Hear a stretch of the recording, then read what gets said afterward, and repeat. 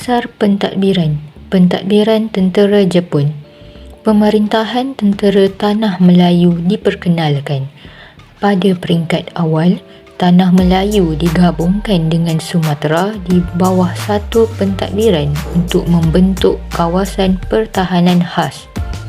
Pada April 1944, Tanah Melayu dan Sumatera ditadbir secara berasingan kerana terdapat perbezaan sistem politik dan ekonomi yang ketara di bawah pentadbiran British dan Belanda.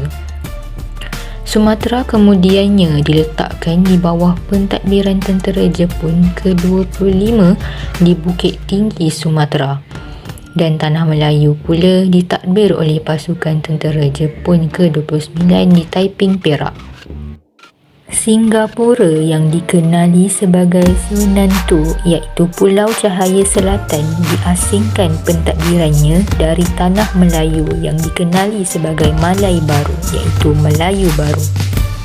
Sarawak, Sabah dan Brunei pula digabungkan menjadi satu unit pentadbiran yang dikenali sebagai Kita Borneo dan diketuai oleh Gubernur Jeneral serta diletakkan di bawah pasukan tentera Jepun ke-37 di Kuching. Dasar terhadap Raja-Raja Melayu. Pentadbiran tentera Jepun mengiktiraf kedudukan Raja-Raja Melayu sebagai ketua dalam hal ehwal agama Islam dan adat Melayu serta diberikan bayaran pencen seperti sebelum perang. Kedudukan baginda sebagai Sultan di negeri masing-masing diletakkan di bawah pengawasan Gubernur Jepun. Pengiktirafan tersebut dibuat semasa persidangan Raja-Raja Tanah Melayu dan Sumatera di Singapura pada bulan Januari 1943. Dasar terhadap kepimpinan tempatan. Pentadbiran tentera Jepun memberikan peluang kenaikan pangkat kepada pemimpin tempatan yang berpendidikan dan berpengalaman ke jawatan yang lebih tinggi. Langkah tersebut dapat mengatasi masalah kekurangan pegawai dan mendapatkan sokongan penduduk.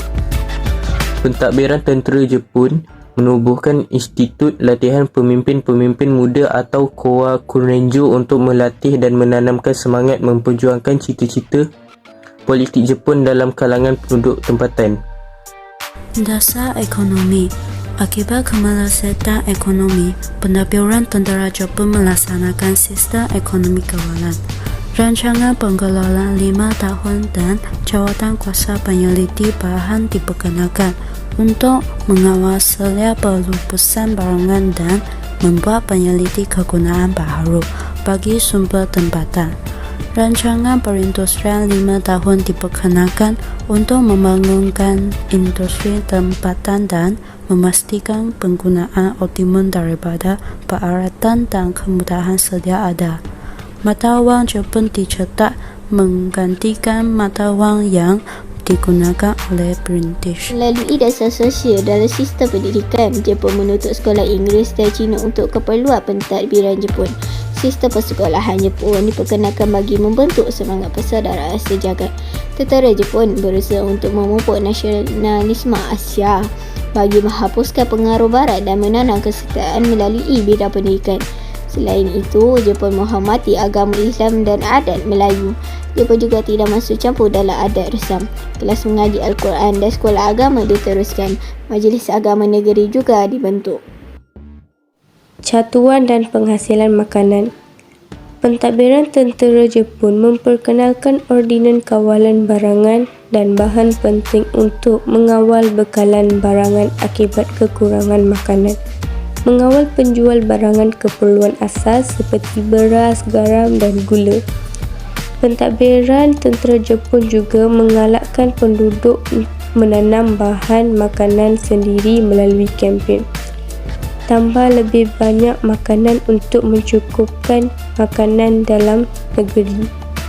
Mereka berdikari dan menghasilkan ciptaan bahan berasaskan bahan tempatan untuk kelangsungan hidup seperti menghasilkan tempe daripada biji getah.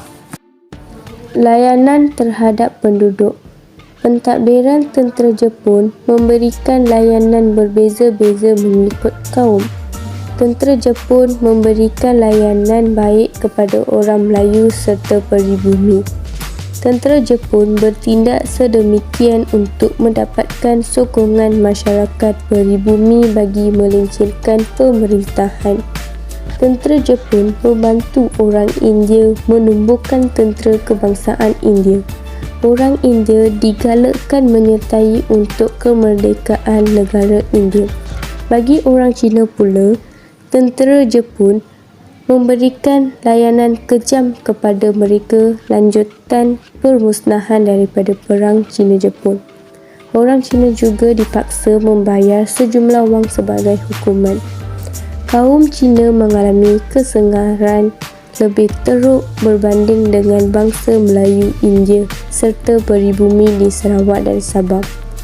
Terdapat orang Melayu Cina dan India yang dipaksa menjadi buruh membina landasan kereta api. Dalam pembinaan landasan kereta api tersebut, ramai yang terkorban akibat kerja berat, kekurangan makanan dan ubat-ubatan, pelbagai jenis penyakit serta suasana buruk di tempat kerja.